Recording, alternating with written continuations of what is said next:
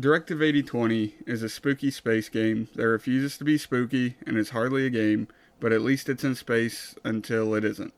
Supermassive Games has plenty of experience in making decision-based cinematic horror games, but for 8020, the story just kind of falls flat.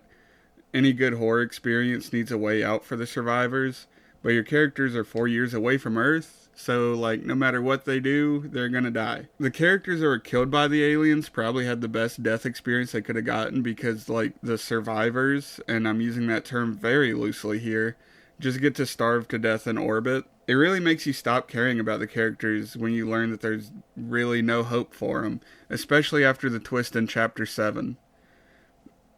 Also, because your characters are on a mission in space, there isn't enough dialogue to get me to care about the characters themselves.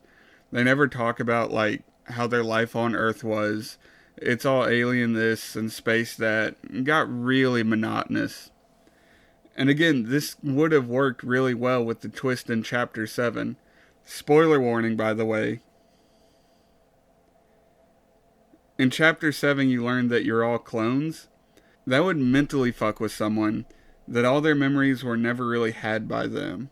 Then you could talk a crewmate out of painting the walls with their gray matter because they realize everything is hopeless and their life is all just a lie.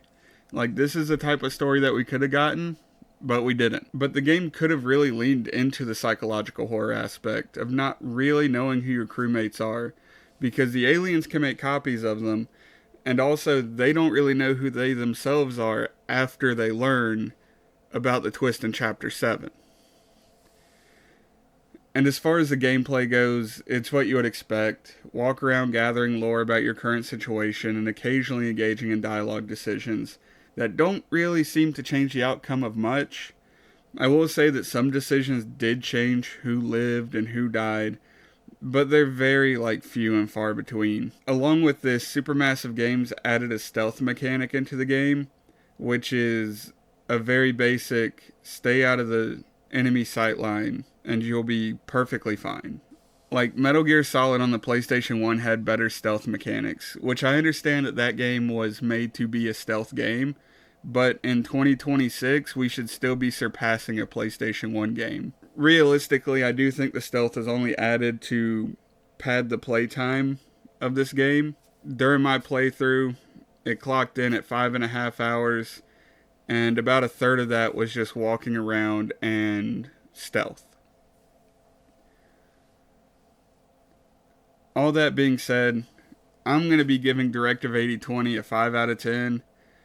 I would have liked a more cinematic experience out of the game. I think that's what Supermassive does really well. I loved Until Dawn. I loved The Quarry. So I'm pretty disappointed that this latest title from Supermassive didn't lean into the cinematic experience.